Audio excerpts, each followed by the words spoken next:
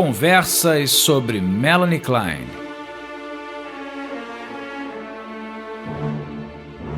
Hoje com o tema Fantasias Inconscientes.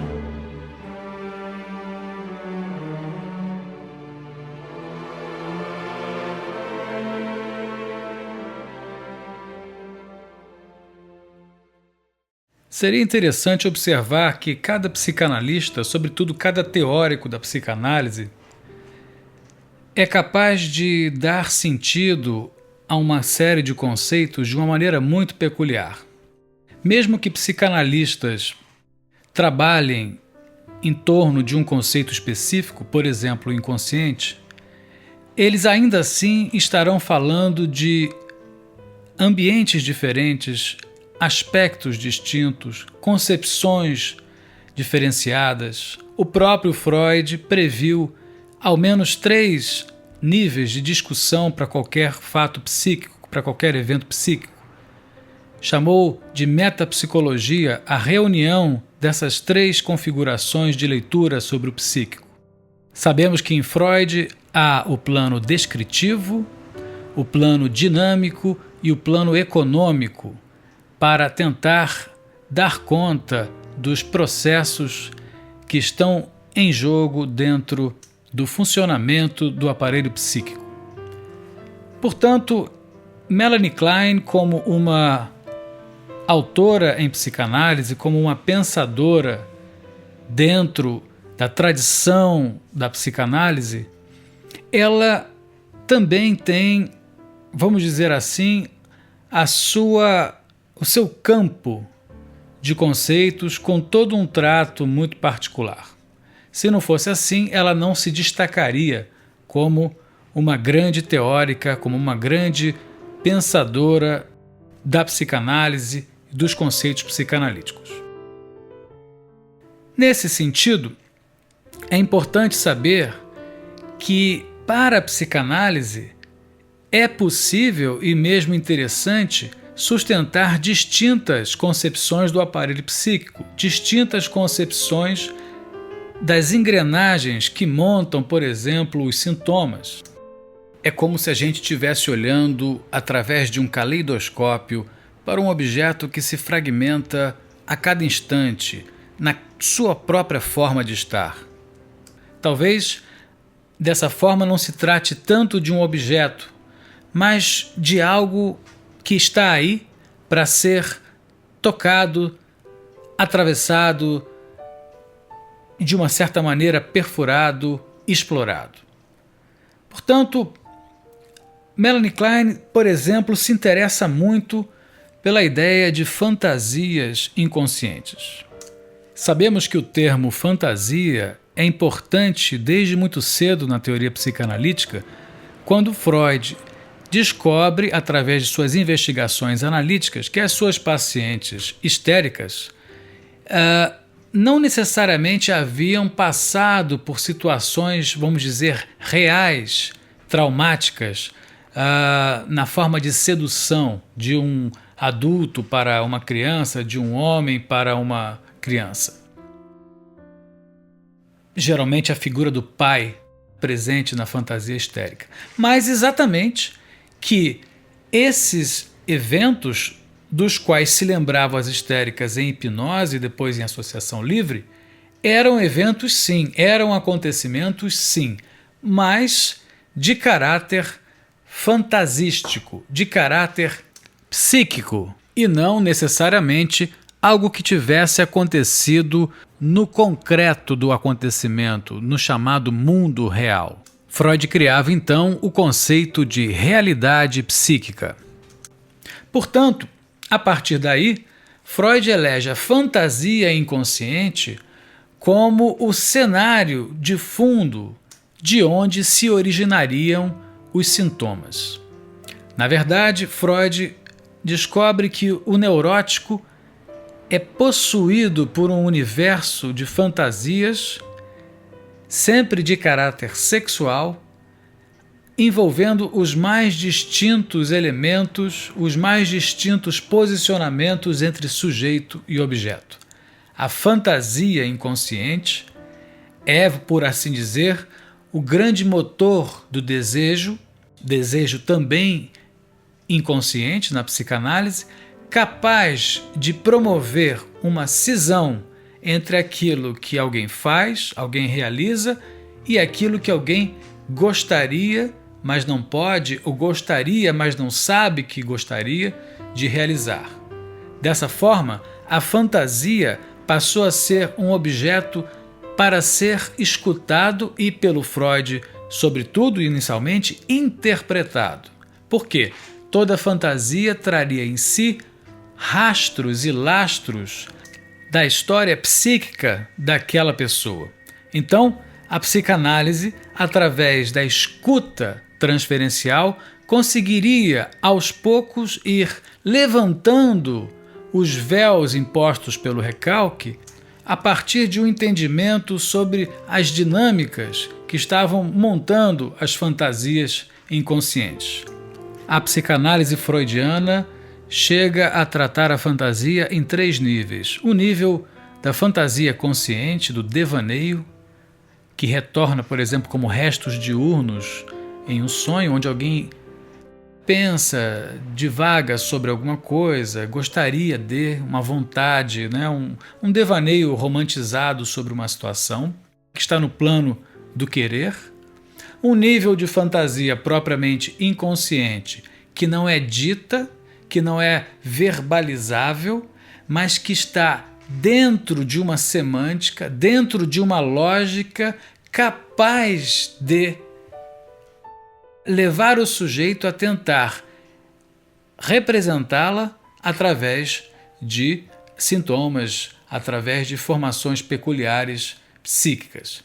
Portanto, a fantasia inconsciente estaria sempre inacessível sob a forma do desejo, onde o desejo é desejo de continuar desejando aquilo que está desde sempre perdido para o Freud, enquanto impossível de ser reencontrado ou de ser realizado. A rigor, a gente sabe que é a ideia de um objeto que traria aquela satisfação absoluta quando da primeira frustração que sofre o bebê. Essa é a mitologia freudiana sobre o objeto perdido. Portanto, este seria o segundo nível das fantasias, as fantasias inconscientes, só acessíveis através da análise ou só acessíveis através do método psicanalítico fundado na inferência, na observação clínica e na inferência, sobretudo sob um ponto de vista dedutivo e talvez lógico, ainda que o Freud não tivesse lançado mão de elementos substancialmente lógicos.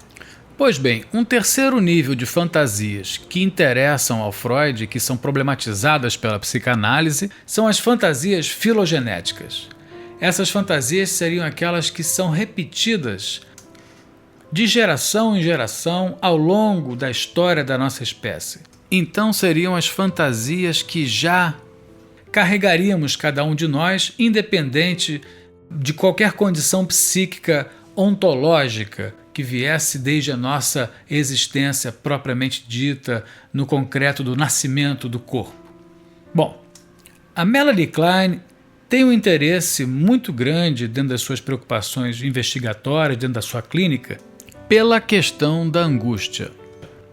Ou seja, essa questão que interessa a todo psicanalista na sua prática cotidiana também era a questão que o Freud, por exemplo, em 1926, estava tentando responder dentro do aparato psicanalítico, dar a ela um lugar mais definitivo.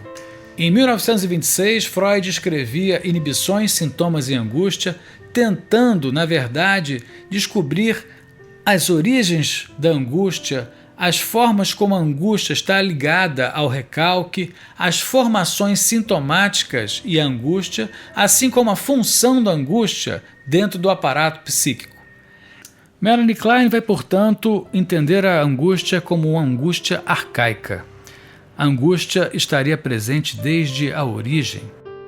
E se está presente desde a origem, a angústia tem um caráter de insuportabilidade, de transbordamento de tensão, tensão gerando o desprazer, o desconforto, a ponto de o aparelho psíquico surgir, ser uma formação interessada em minimizar esse sofrimento, em minimizar esse desprazer. Até aí estamos dentro da lógica freudiana que prevê uma diferença entre um nível de organização primária, chamado princípio do prazer, em oposição a um nível de organização secundária, chamado princípio de realidade.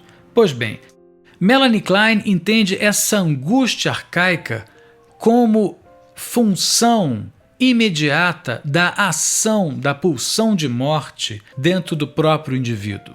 Melanie Klein entende que essa força da pulsão de morte é uma força violenta, é uma força acossadora, são impulsos muito violentos, que levam então a uma tentativa de defesa através da expulsão desses impulsos na direção de um objeto possível. Pois bem, é através então do mecanismo de projeção do que há de desagradável, do que há de penoso, que se faz uma tentativa de domínio da ansiedade.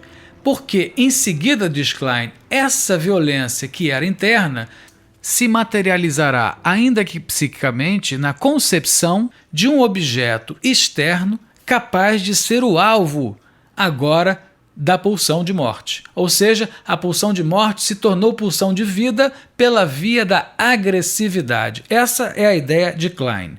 Então, a partir daí, os impulsos sádicos serão exteriorizados através da projeção e cindirão o objeto em uma parte que merece ser atacada, que é uma parte ruim, é o objeto que frustra, é o objeto que merece ser exterminado, e uma parte boa, que é a parte a ser preservada, que é a parte com a qual se faz um bom vínculo.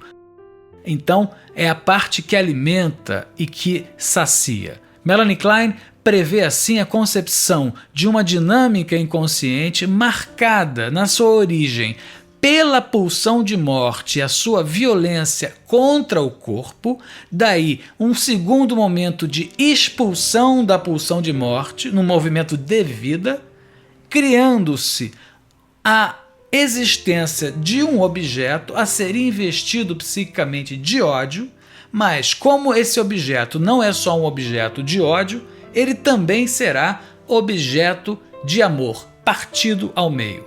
Vejam só que a concepção também lida com as polaridades entre amor e ódio, que não fazem outra coisa senão repetir a lógica entre pulsão de vida e pulsão de morte. Ou seja, o psiquismo é capaz de projetar a sua violência para um objeto e partir esse objeto e passar a amá-lo e a odiá-lo de acordo com determinadas circunstâncias. A partir daí, formam-se as fantasias baseadas nessas relações de objeto. Esta é a forma que Melanie Klein tem para conceber o psiquismo. O psiquismo funciona sempre matricialmente através de fantasias inconscientes que determinam relações de objeto. Como disse, o fundamento é a relação que se tem com o objeto, sendo ele um objeto muitas vezes de amor, chamado objeto bom, e muitas vezes um objeto de ódio, de repulsa, chamado objeto ruim. O seio é o objeto mítico, é essa tentativa de dar nome a esse primeiro elemento que inaugura as relações de objeto. Portanto, para Melanie Klein, desde muito cedo, o bebê experimenta fantasias de ódio em relação ao seio, porque o mesmo seio que alimenta é o seio que frustra. O mesmo seio que sacia é o seio que priva, que tira as condições aquela espécie de nirvana, daquela espécie de terra prometida onde nada faltaria. Não é assim a experiência humana. Diz Freud, diz Klein e dizem outros psicanalistas. A experiência humana é uma experiência longe da satisfação plena. É uma experiência onde se quer o tempo todo restituir uma espécie de homeostase onde o psiquismo pudesse ficar livre da angústia. Mas Klein, por exemplo, diz: não há como se livrar da angústia. Pelo menos não há como se desfazer da angústia na sua totalidade, porque o que nos anima enquanto humanos é exatamente a invasão e a expulsão da angústia, que não é outra coisa senão uma espécie de efração do diálogo entre vida e morte. Ou seja, é preciso saber que a experiência humana acontece na tensão entre vida e morte, ou entre morte e vida, sendo que, de uma certa maneira, a vitória se dá pela vida, na medida em que a vida consegue se sobrepor à própria morte. O tempo em que alguém vive é um tempo vitorioso, é um tempo de afirmação, de luta e de reafirmação da existência. Ok, mas essa existência, a psicanálise o dirá através de Freud, através de Klein, através de outros psicanalistas, é uma existência atravessada pelos sintomas.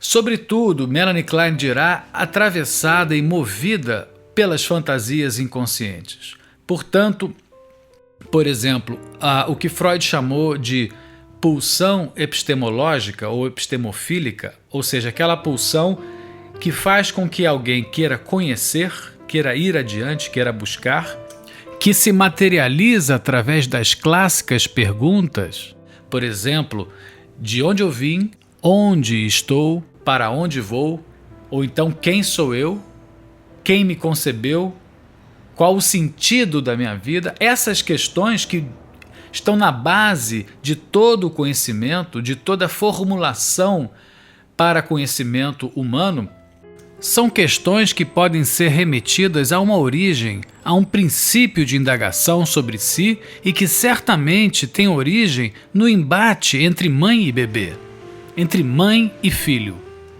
Vamos recorrer agora ao próprio texto de Melanie Klein.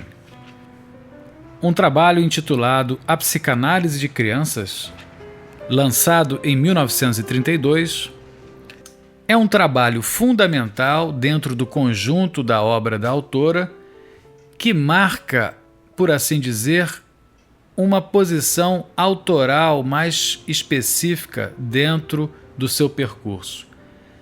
Este livro é lançado, pois, ainda com Freud vivo e já no calor do início, pelo menos, das querelas entre a escola inglesa, de onde já fazia parte Melanie Klein desde 1926, a convite de Ernest Jones, e as escolas de Berlim e de Viena, que tinham forte influência de Anna Freud, sobretudo no que tangia à análise de crianças. Vejamos então que este livro de Melanie Klein ele é dividido em duas partes. A primeira chama-se A Técnica da Análise de Crianças e a segunda se chama exatamente Situações de Angústias Arcaicas e seus efeitos sobre o desenvolvimento da criança. Eu vou aqui agora lançar mão de um pequeno trecho do capítulo 10. O capítulo 10 desse livro se chama A Importância das Situações de Angústias Arcaicas no Desenvolvimento do Eu. Então eu vou aqui fazer a leitura de uma pequena passagem que nos esclarece as questões relativas à projeção da angústia e à formação da vontade de conhecer. Então, Melanie Klein vai falando da necessidade da projeção da angústia. Página 198.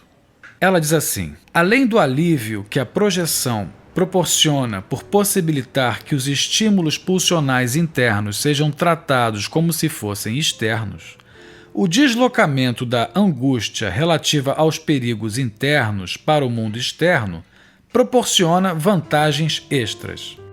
É agora que ela vai introduzir a ideia da pulsão para o conhecimento. Então diz ela: a pulsão para o conhecimento da criança que, junto com seus impulsos sádicos, foi dirigida para o interior do corpo da mãe.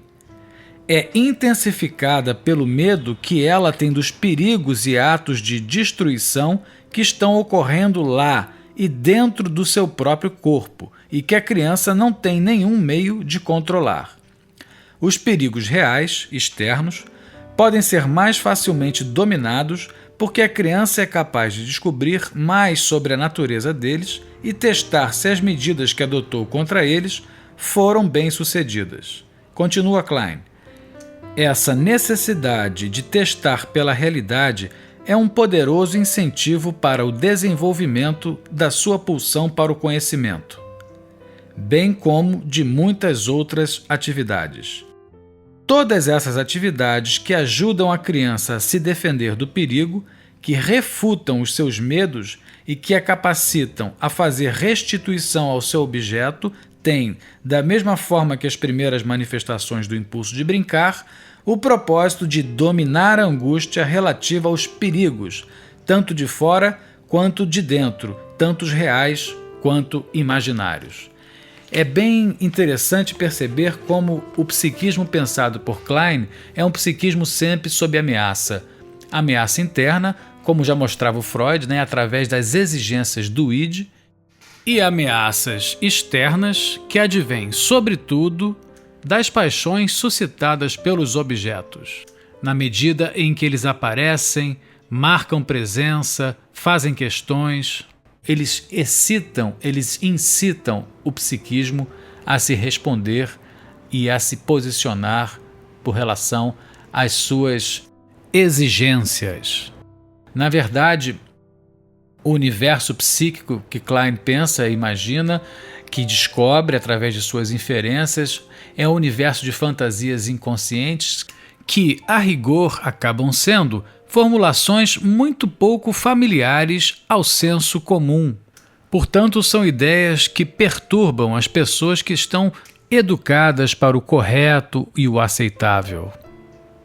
Ou seja, que mãe vai conseguir facilmente admitir, sem uma análise, que o bebê pode lhe odiar, pode querer lhe destruir, tem motivos para se sentir mal amado, mal querido, ainda que esta mãe, na sua intenção, não manifeste clareza sobre estes pensamentos do bebê. Ou seja, o que a psicanálise faz, e Klein dá essa contribuição, é alargar a compreensão do que é uma relação amorosa, uma relação afetiva.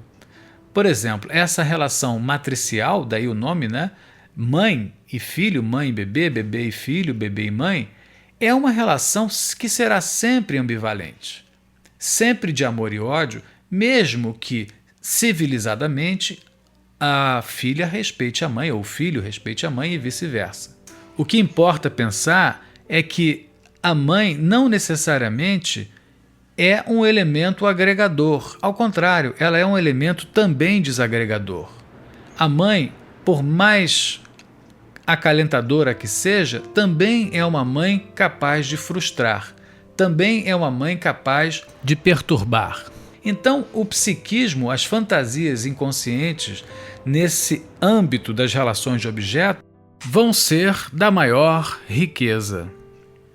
Fantasias que talvez nunca chegarão à consciência, que serão recalcadas, que serão denegadas, que serão reprimidas, que serão simplesmente deixadas de lado, desinvestidas, que dizem respeito a ataques, a vontades de destruição da mãe, a vontades de apreensão, introjeção, incorporação, dominação do pai, de partes do corpo do pai e da mãe. Melanie Klein postula que o bebê, aos 6 meses de idade, quer chupar o pênis do pai, quer deglutir o pênis do pai, quer saciar-se comendo partes do corpo do pai. Ora, eu sei que isso ainda hoje, para qualquer senso comum, é difícil de ouvir. Soa monstruoso, soa pictórico, soa talvez onírico, mas um onírico pesado, pesadelo. E é isso. A psicanálise lida com esses meandros, ela lida com essas angulações que não são passíveis de serem aceitas facilmente. A Melanie Klein percebia aquelas criancinhas de 2, 3, 4 anos de idade sofriam horrores, tinham crises de angústias insuportáveis, tinham dificuldades de adaptação na escola, na família, chegando a apresentar comportamentos bizarros, talvez inaceitáveis para pai e mãe, por exemplo. Então vejam bem que, de uma certa maneira, essa criança que é levada pelos mecanismos do recalque a equalizar e, portanto, a minimizar essas fantasias inconscientes, ela cresce, mas, diz o Freud, o inconsciente, por ser atemporal, ele mantém a vivacidade das engrenagens que um dia fundaram as origens psíquicas de alguém. Isso quer dizer que as fantasias inconscientes que marcam as primeiras formas de alguém se colocar no mundo, que, segundo a Melanie Klein, estabelecem as relações de objeto, essas fantasias retornam sob várias formas, sob vários aspectos. Retornam, sobretudo, na forma que alguém tem de se olhar e de se colocar diante do outro. Então veja, a experiência da Melanie Klein na análise, por exemplo, com adultos, também é resgatar a criança recalcada, a criança que foi obrigada a esquecer ou a não conhecer suas fantasias inconscientes. E à medida em que a transferência opera, à medida em que ela escuta o cliente, o seu paciente, ela é capaz de derivar dessas falas elementos que reenviam a essas dinâmicas matriciais das relações de objeto. Então, é interessante perceber que o pensamento de Melanie Klein, ele estabelece sempre a importância de se marcar as diferenças entre interno e externo, entre aquilo que é introjetado e aquilo que é projetado, aquilo que é amado e aquilo que é odiado, aquilo que faz bem ou aquilo que faz mal, aquilo que acalenta e aquilo que agride. É nessa timbragem que ela vai constituir a sua escuta transferencial. E, particularmente, a transferência será, assim como Freud pensava, uma espécie de atualização das fantasias inconscientes. Um analista kleiniano, ele geralmente interpreta a transferência no aqui e agora do acontecimento, ou seja, ele se vale, ele analista, enquanto objeto de introjeção e projeção daquele paciente.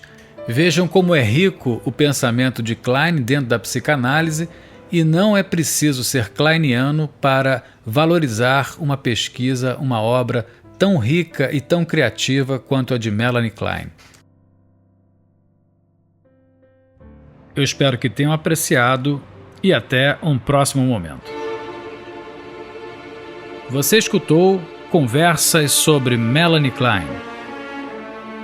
Eu sou Carlos Mário Alvarez, psicanalista.